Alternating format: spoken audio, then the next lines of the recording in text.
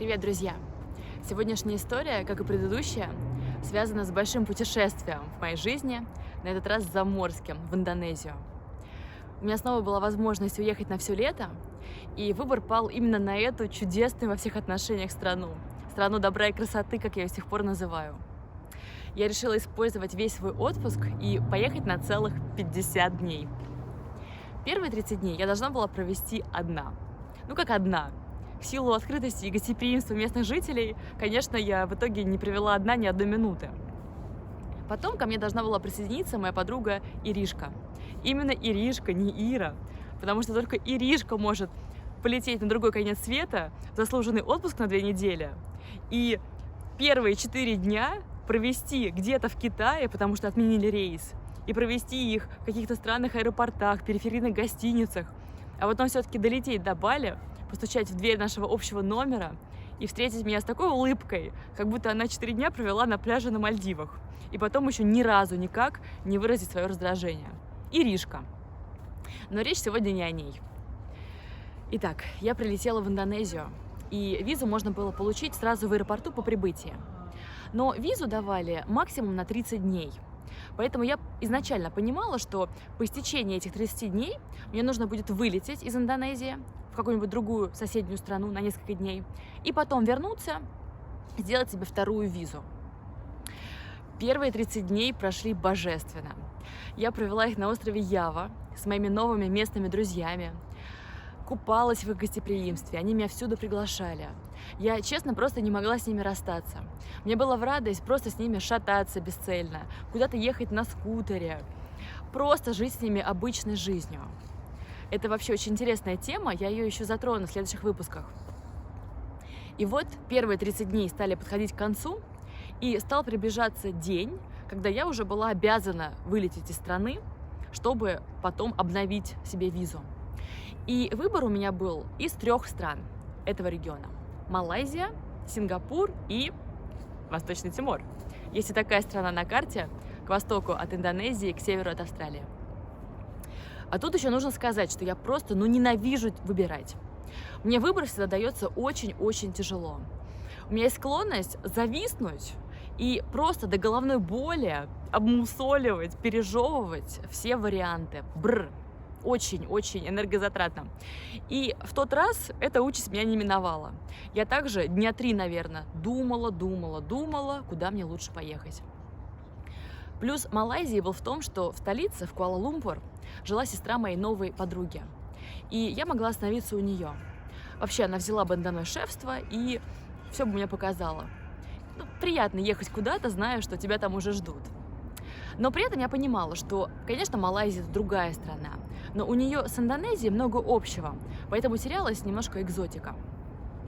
Дальше Сингапур. Туда я тоже хотела поехать. Такая развитая страна с интересными правилами, популярное классическое туристическое направление. Ну и, наконец, Восточный Тимор. Этот вариант был самым для меня загадочным. В интернете о нем было меньше всего информации, а описания, которые были, оставляли какое-то противоречивое впечатление. Страна была явно не туристическая. Там до 99 года шли военные действия 24 года. И, конечно, Восточный Тимор был точно уж не на пике своего процветания в тот момент. И лететь туда было очень дорого. И вообще, насколько я поняла, все в стране было гораздо дороже, чем в странах этого региона. Ну и самое главное, что от этой идеи веяло, ну уж если не опасностью, то уж как минимум такой очень большой настороженностью. И вот я думала.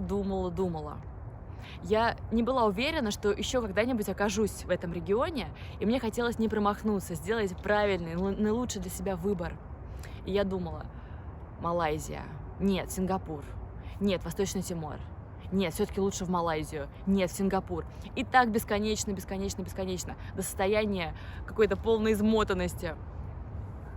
Но нужно было что-то решать, потому что, во-первых, приближался день X, во-вторых, чем дольше я тянула, тем больше дорожали билеты. Все равно рано или поздно пришлось бы сделать этот выбор. И вот в какой-то момент все решилось. Я, измучена этим дурацким выбором, просто как-то села в тишине вдруг и поняла, что я знаю ответ. Я знаю, куда я хочу поехать. И я знаю это с самого начала. Я знаю, куда хочет поехать мое сердце, так сказать. Я могу анализировать все аргументы, все за и против, взвешивать до потери пульса. Но выбор мой уже сделан, и он такой скорее интуитивный и рациональный, несмотря на и вопреки все возможные доводы и аргументы. И сомнений у меня, в общем-то, нет. И решение мое вполне себе категорично, что я хочу поехать именно в конкретное место из этих 3. Я хочу поехать, конечно же, туда. А тут еще нужно сказать, что меня в моей жизни часто называли отважной. И это правда, особенно раньше я любила совершать смелые поступки, не любила идти у страха на поводу, была отважной. Конечно же, я должна лететь в Восточный Тимор. Ну, конечно же. В это странное нетуристическое место, где за всю его историю, наверное, было буквально несколько русских. Ну, я не знаю этого, но суть, я думаю, такая. В это непонятное место с флером некого авантюризма. Конечно же, туда.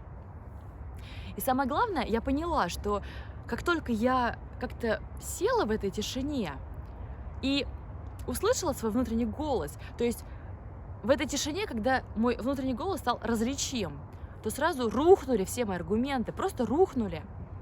И стали абсолютно не важны преимущества и недостатки каждого из 3 вариантов. Я хочу поехать в Восточный Тимор и точка. Хочу.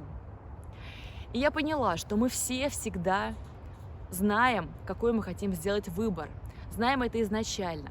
Мы знаем, чего мы действительно хотим. И можно, опять же, взвешивать, раздумывать, обдумывать. Но, в принципе, не обязательно тратить столько энергии и изнурять себя этими взвешиваниями бесконечными. Нужно просто как-то постараться успокоиться, создать такую тишину, поймать эту тишину и просто спросить у себя, у своего «я», чего ты действительно хочешь. И ответ, скорее всего, будет. Он придет, и очень вероятно, что он там будет с самого-самого начала. Кстати, в Восточный Тимор я полетела, действительно, но это уже история для другого выпуска. Друзья, остается пожелать нам слышать, слушать наш внутренний голос и вообще быть в гармонии с собой и со своими желаниями.